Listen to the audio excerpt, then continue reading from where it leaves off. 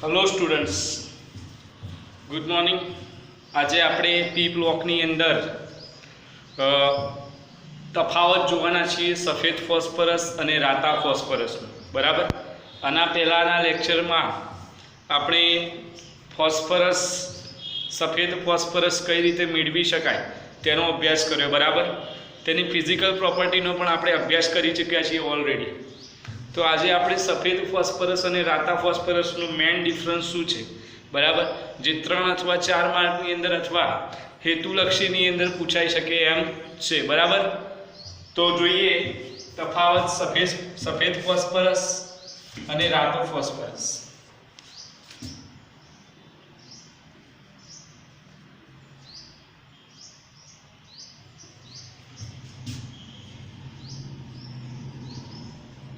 सफेद फॉस्फरस અને રાતો ફોસ્ફરસ। હવે તમને ખબર છે કે ફોસ્ફરસના મુખ્ય કેટલા પ્રકાર છે? મુખ્ય 3 પ્રકાર છે, સફેદ, રાતો અને કાળો ફોસ્ફરસ। જે પૈકી મુખ્ય 2 કયા? સફેદ ફોસ્ફરસ અને રાતો ફોસ્ફરસ મુખ્ય છે, બરાબર। તો એમાંથી આપણે સફેદ ફોસ્ફરસને ઓલરેડી આપણે आइडेंटिफाई करी चुक्या छीए कि कई रीते एने रिएक्शन शू छे, कई रीते प्रक्रिया आपे छे, बराबर।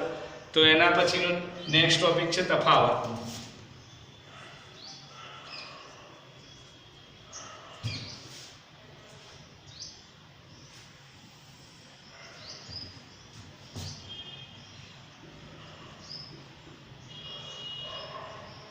तो सफेद फॉस्फरस और राता फॉस्फरस नो जो पहला नंबर नो मारे तफावत लखवो होय तो ए लखाई शकाय एना रंगना आधारे। तो आ फॉस्फरस सफेद रंगनो घन पदार्थ छे। आ फॉस्फरस सफेद रंगनो घन पदार्थ, सफेद रंगनो घन पदार्थ छे रंग उपरथी, बराबर। आ केवा रंगनो? तो राता रंगनो। आ फॉस्फरस राता रंगनो घन पदार्थ छे। ओके, आ पहलो मुद्दो थई गयो तफावत। एना पछी सेकंड पॉइंट शुं लखी शकाय? तो सेकंड टॉपिक एनी स्थायीताना आधारे लखी शके, बराबर। तो सफेद फॉस्फरस ए अस्थायी है। केवो छे? अस्थायी। सफेद फॉस्फरस अस्थायी है।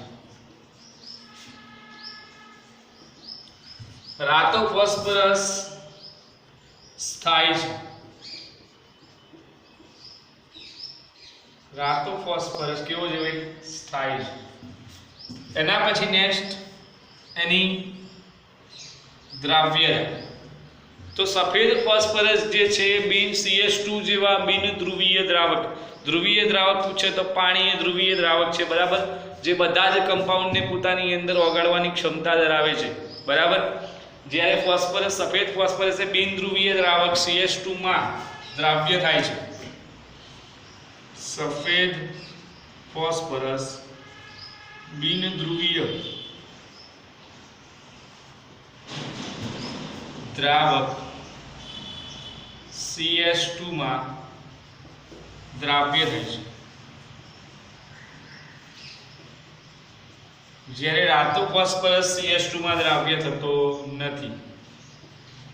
રાતો ફોસ્ફરસ CH2 જેવા બિન ધ્રુવીય દ્રાવકમાં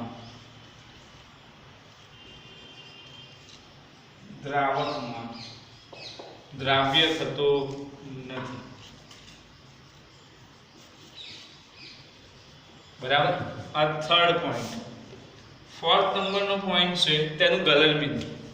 तो जे सफेद फॉस्फरस नु गलन बिंदु है ए ऑलमोस्ट 44 डिग्री सेल्सियस जेटलू नीचू है, बराबर। एनु जे गलन बिंदु है मेल्टिंग पॉइंट सफेद फॉस्फरस नु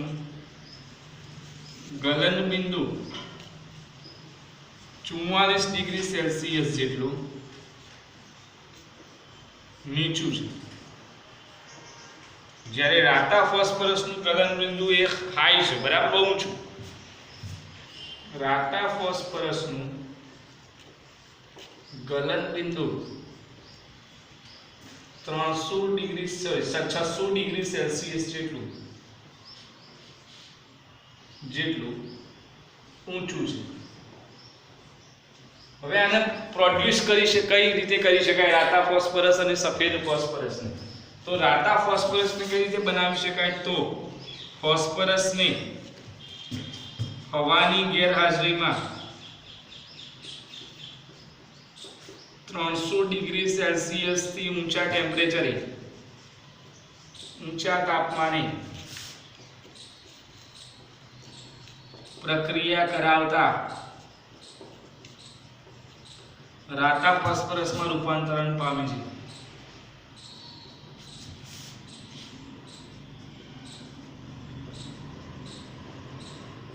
જ્યારે રાતા ફોસ્ફરસને 300 ડિગ્રી સેલ્સિયસ થી નીચા ટેમ્પરેચરે પ્રક્રિયા કરવામાં આવશે, એમાં રૂપાંતરણ થાય સફેદ. રાતા ફોસ્ફરસને 300 ડિગ્રી સેલ્સિયસ થી નીચા તાપમાને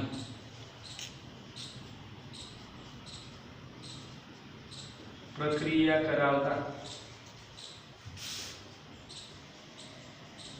તેનું રૂપાંતરણ શેમાં થાય છે? તો સફેદનું.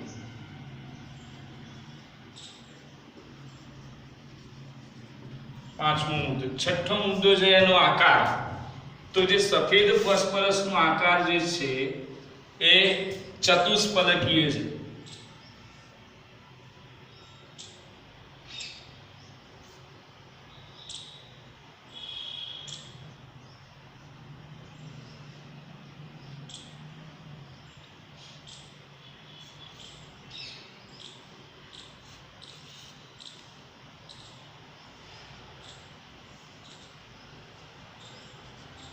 કેવો આકાર છે? ચતુષ્ફલકીય આકાર.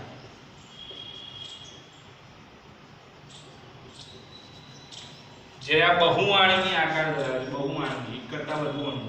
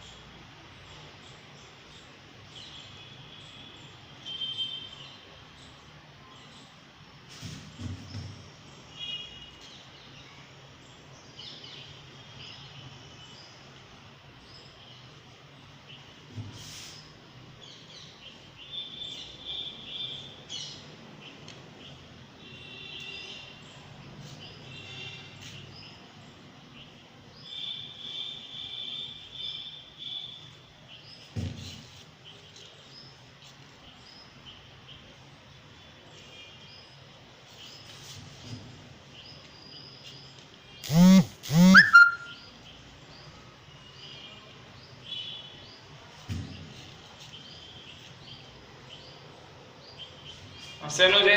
બહુઆણ્વીય અણુ. બહુઆણ્વીય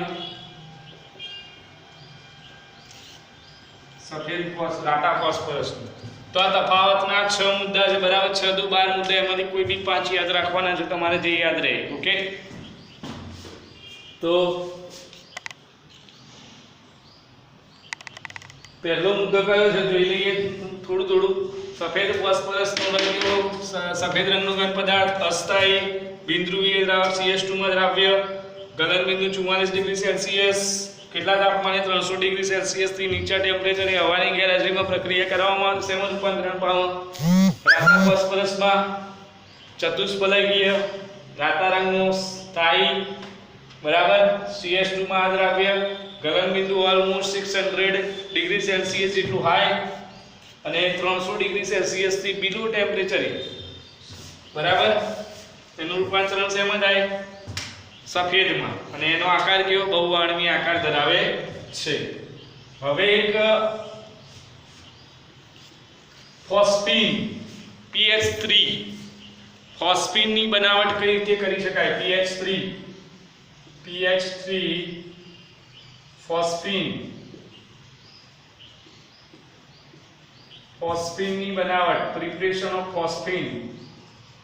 હાઉ ટુ પ્રિપેર ફોસ્ફીન.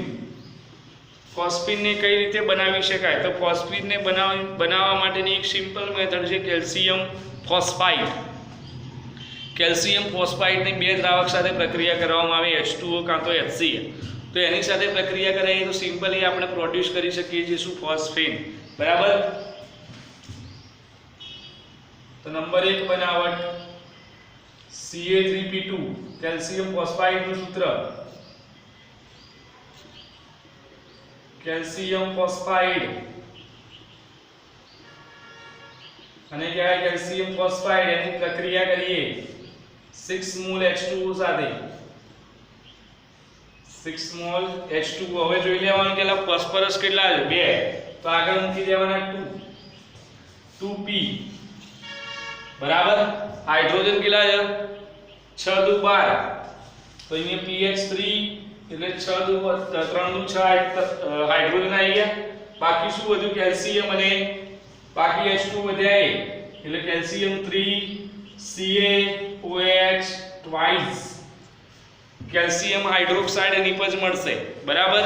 એટલે કેલ્શિયમ ફોસ્ફાઇડની જો પ્રક્રિયા કરીશું તો pH3 અને કેલ્શિયમ શું મળશે? હાઇડ્રોક્સાઇડ. નંબર 2 સેમ બનાવટ Ca3P2 ની પ્રક્રિયા HCl હાઇડ્રોક્લોરિક એસિડ સાથે કરીશું તો મળશે 2pH3 3CaCl2.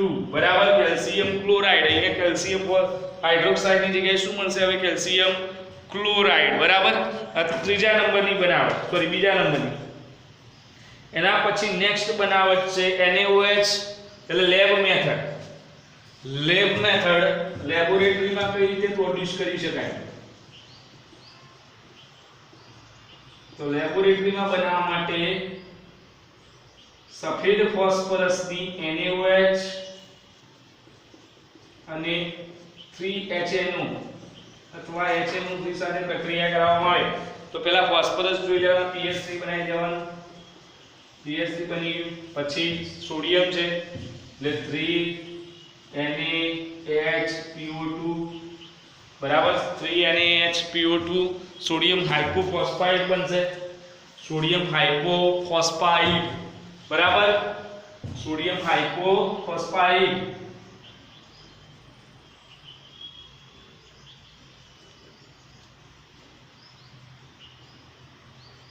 સોડિયમ હાઇપોફોસ્ફાઇડ બનશે. બરાબર. આ pH3 ની બનાવટ છે. ફોસ્ફીનની 3 રીતે બનાવી શકાય.